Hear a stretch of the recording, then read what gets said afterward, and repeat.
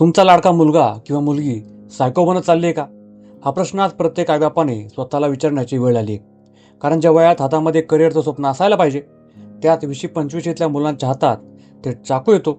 आणि ज्या मुलीसोबत सुखी संसाराचे स्वप्न बघतो, तीच मुलगी स्वतःच्या होणाऱ्या नवऱ्याचा अतिशय शांत डोक्याने गेम वाजवण्याचा कट रचते.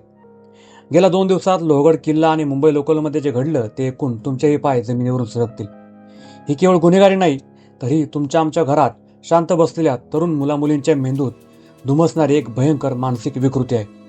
पण विचार करा, इतक्या कमी वयात हा हिंसकपणा येतो कुठून? यामागे 3 अशी वैज्ञानिक आणि सामाजिक कारणं आहेत. नीट समजून घ्या, नाहीतर हातातली वेळ निघून जाईल.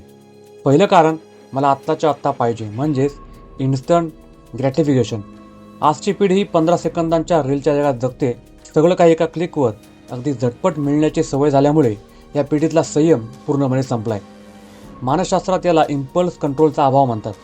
जेव्हा लोकल ट्रेनमध्ये पावसाच्या पाण्यावरून वाद होतो, तेव्हा मेंदूचा विवेक चालवणारा भाग अचानक बंद पडतो. समोरच्याला धडा शिकवण्याचा, स्वतःचा इगो जिंकण्याचा 5 मिनिटांचा राग इतका अनावर होतो की परिणामांचा विचार न करता माणूस ते चाकू काढतो. राग आला की ते संपून टाकायचं, हा विचार या इन्स्टंट संस्कृतीचं देण आहे.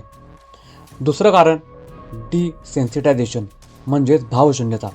आजकालचे तरुण मोबाईलवर रोज शेकडो हिंसक वेब सिरीज, सिनेमे आणि खुनी व्हिडिओ गेम्स पाहतात.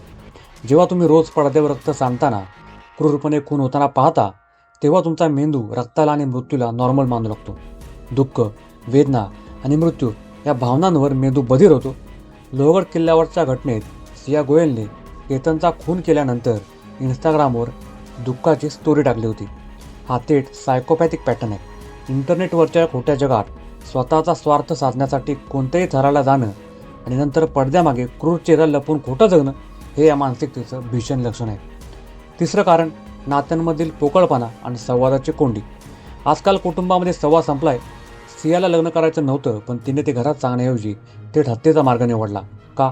कारण आजची तरुण मुलं अपयश, नकार किंवा मनाविरुद्ध घडणाऱ्या गोष्टी पचवूच शकत नाहीत. माझं चुकलं तर लोक काय म्हणतील, किंवा मला जे हवं आहे ते मी ओरबाडून घेणार, या टोकाच्या विचारांमुळे मुलं गुन्हेगारीकडे वळत आहेत. घरातून मिळणाऱ्या संस्कारापेक्षा सोशल मीडियाचे इन्फ्लुएन्स मुलांवर जास्त हावी होत आहेत. पोलीस त्या आरोपींना पकडतील, न्यायालय त्यांना फाशी देईल, पण समाज म्हणून आपण कुठे चाललोय? आपण आपल्या मुलांना केवळ महागडे मोबाईल, ब्रँडेड कपडे आणि सुखसुविधा देतोय, पण त्यांना संयम, नकार पचवण्याची ताकद आणि माणुसकी शिकवतोय का? जर वेळीच आपण आपल्या घरातील मुलांच्या मानसिकतेकडे लक्ष दिलं नाही, तर इंटरनेटच्या या जगात अनेक सायको भविष्यात तयार होतील. आजच्या तरुणाईच्या मानसिकतेवर तुम्हाला काय वाटतं? तुमच्या घरात किंवा आजूबाजूला अशी मुलं बदलताना दिसतायत का? तुमचं मत कमेंटमध्ये नक्की सांगा.